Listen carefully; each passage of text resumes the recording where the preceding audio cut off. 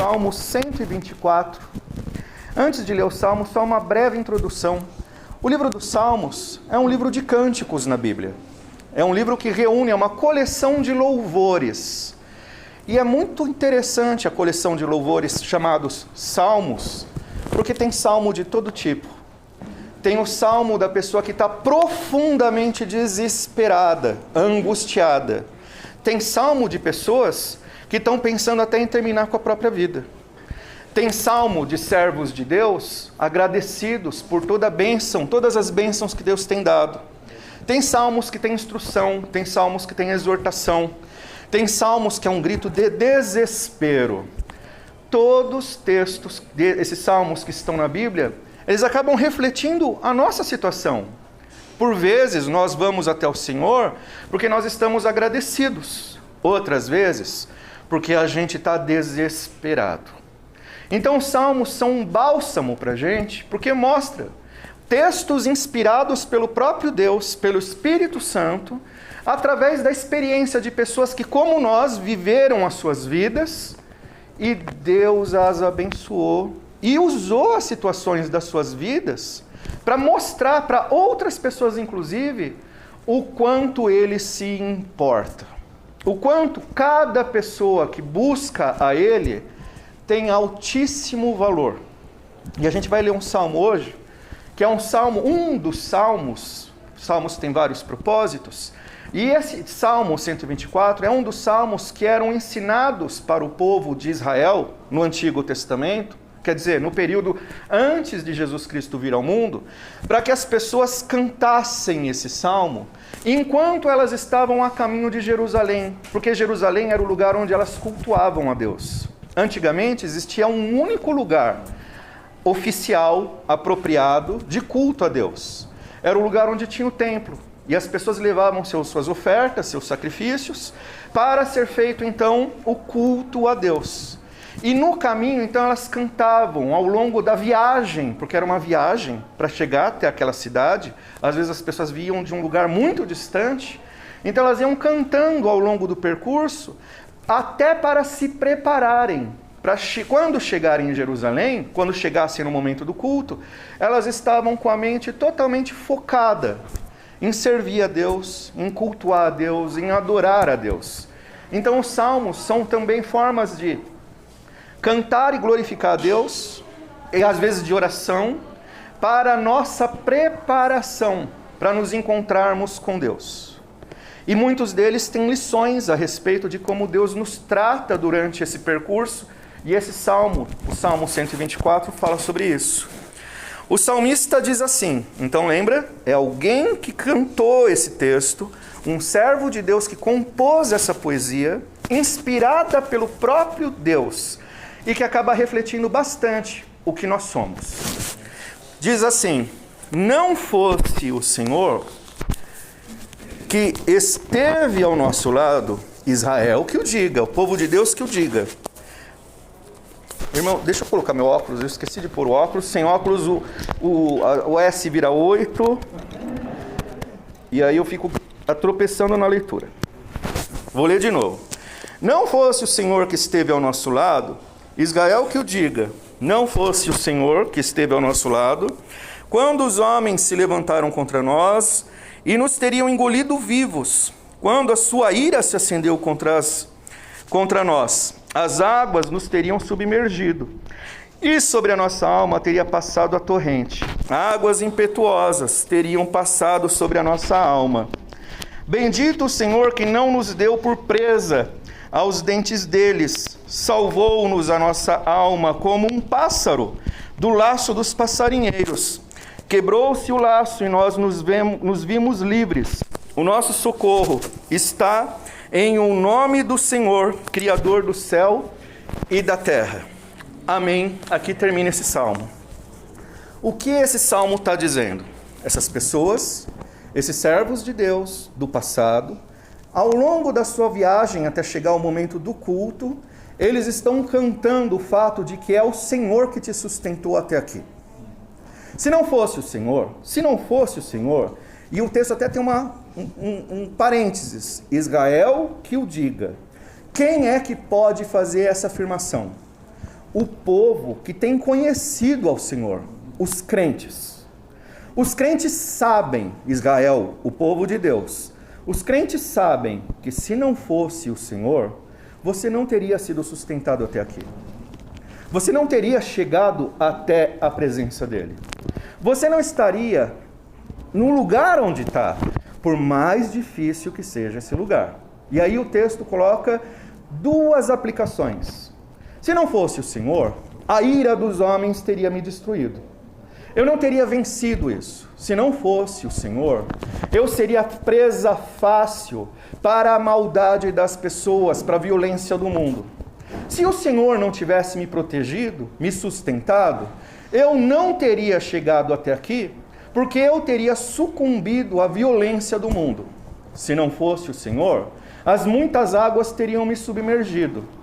São duas aplicações bastante interessantes.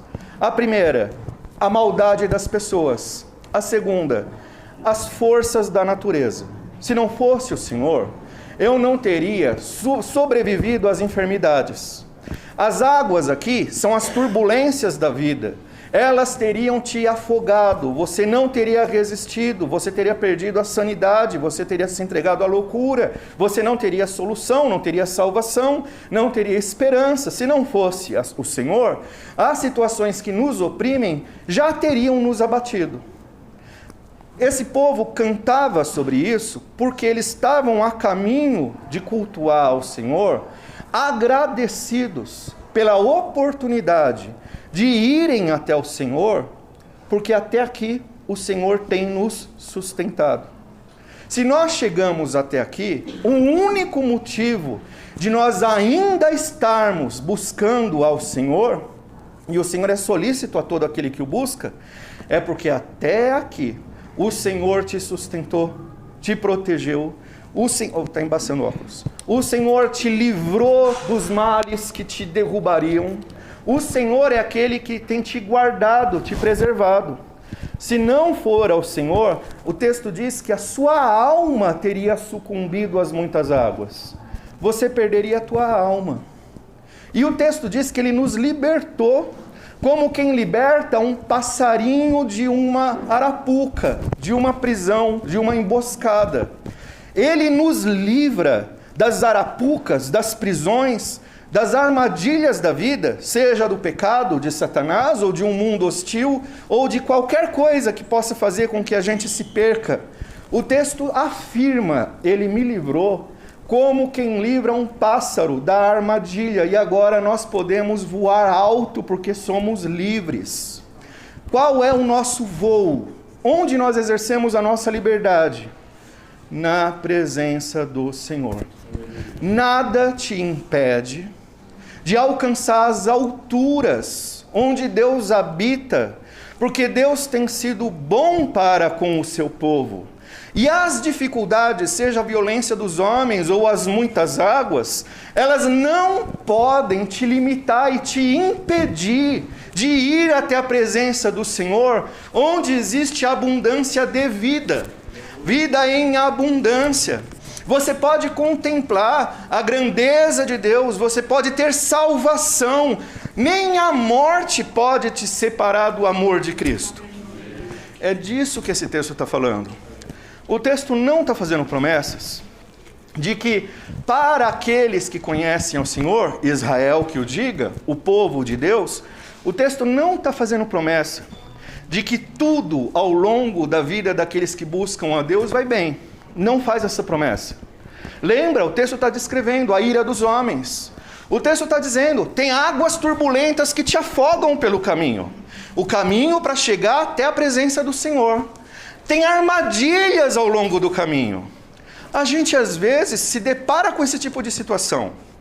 Mas em complemento a esse texto, eu quero ler um outro texto que explica muito bem o que é esse ir à presença do Senhor e essas bênçãos que existem na presença do Senhor. O apóstolo Paulo escreveu sobre isso em Romanos 8, quando ele ensina sobre a salvação. E aí ele termina sobre a alegria e a bênção da salvação.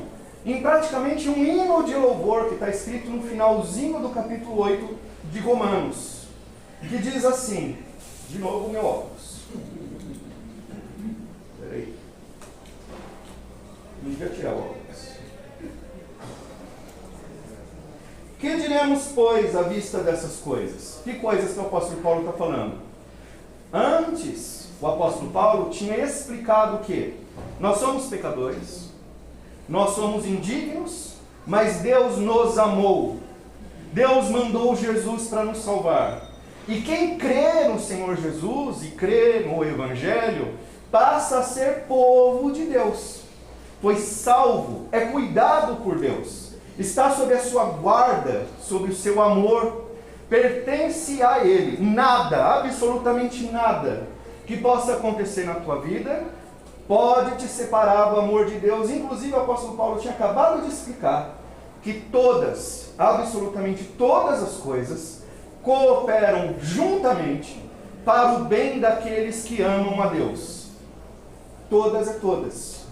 A situação da dificuldade, a enfermidade, a possibilidade de morte, tudo faz parte de um plano maior de Deus, em que a gente precisa perceber que a nossa vida não está restrita a esse tempo que a gente vive aqui. Deus nos chama para a eternidade. É isso que foi figurado na ilustração do Salmo 124, do pássaro que agora voa em lugares altos.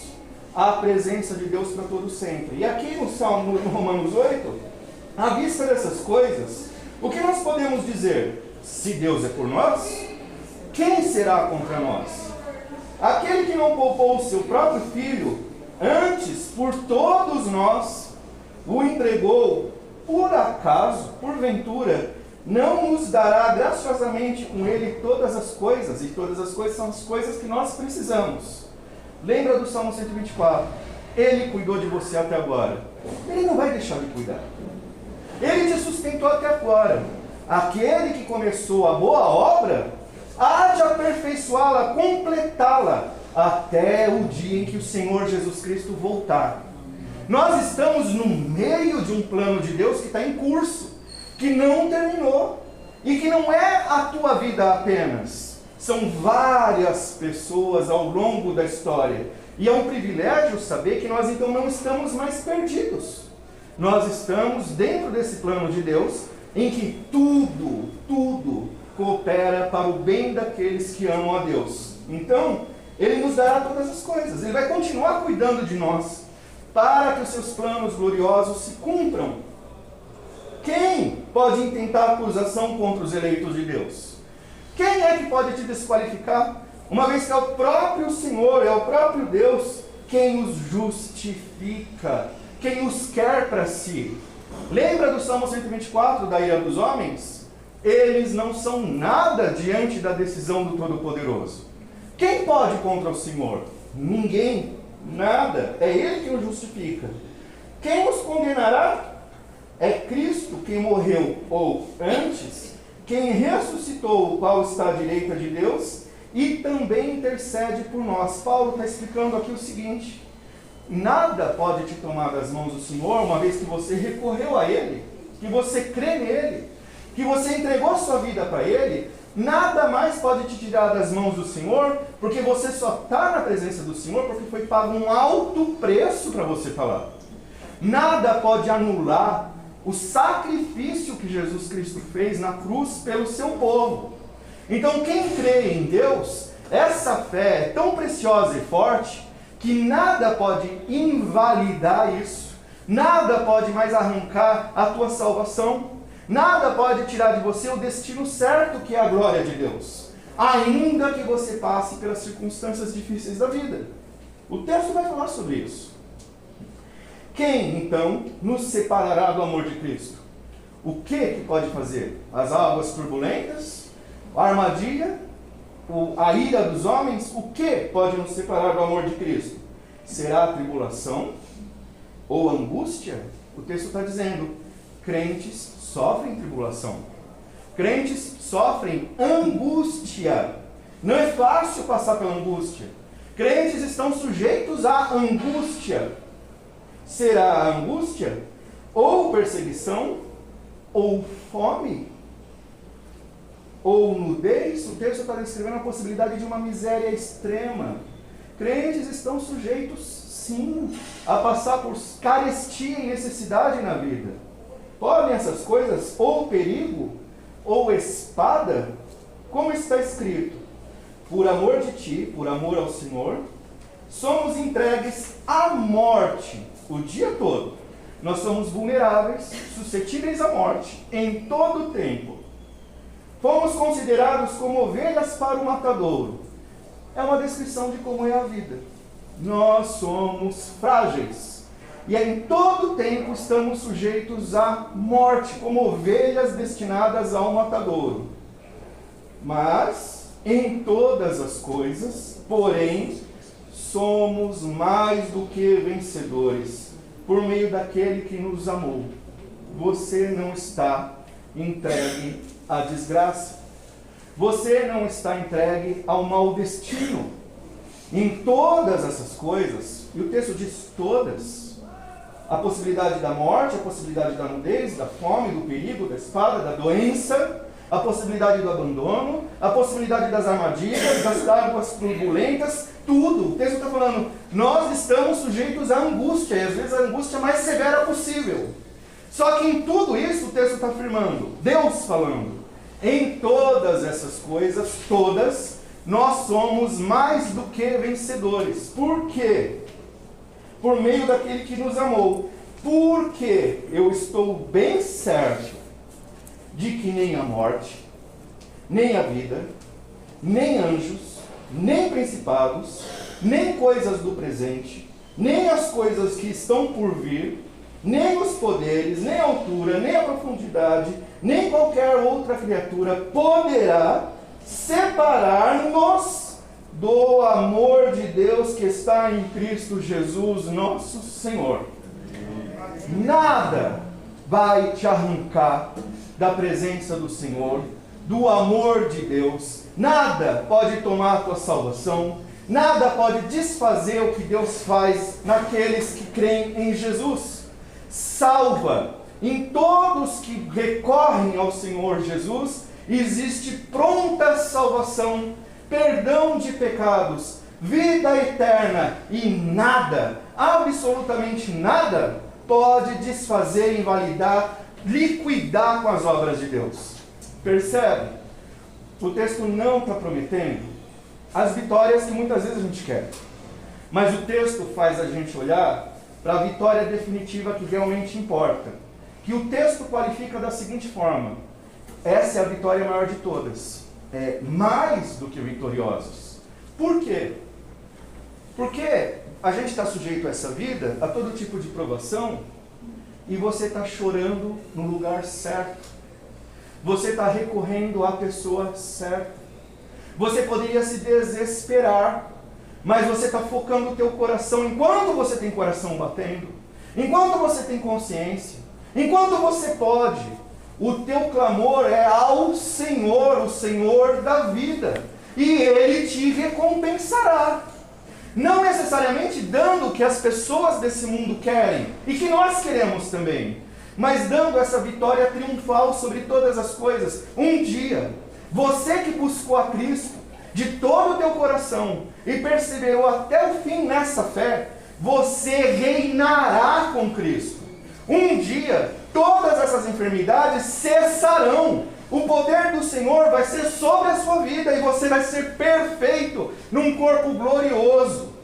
Um dia, você vai participar das glórias do Deus que te salvou. E todas as coisas que você passou em vida, perseverando na fé, redundarão em galardão e glória por toda a eternidade.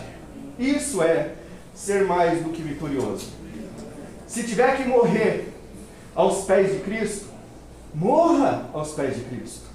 Se tiver que colocar seu último fôlego de vida perante o Senhor, você fez a coisa certa, porque essa vida é passageira mesmo. Nós somos como ovelhas entregues ao matadouro todo dia, mas o texto diz: agora, Senhor, é por ti, consagrado a ti, para a tua glória, para o teu louvor. Senhor, eu sou teu.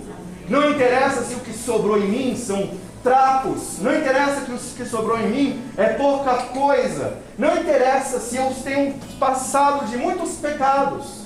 O que interessa é que foi pago um alto preço que atribui a quem busca o Senhor Jesus um altíssimo valor, a quem Deus dá todo o valor e amor, e por quem Deus tem demonstrado o seu cuidado. Porque se você está na presença do Senhor hoje, é porque até aqui o Senhor tem cuidado de você. E Ele vai continuar fazendo isso. Confia no Senhor. Entrega ao Senhor teu último fôlego de vida. Entrega a sua vida inteira. Você vai ter feito a melhor coisa da sua vida. O que te espera é uma eternidade. O que me espera não são os triunfos nessa vida. É reinar com o meu Senhor Jesus por todo sempre, por toda a eternidade. Creia nele. E isso nos conforta, isso nos dá paz. Mas isso não nos livra de passar pelas tribulações, às vezes pela angústia, pela dor. Mas esses sofrimentos estarão nas mãos daquele que te consola, que te conforta, que te fortalece e que te sustenta.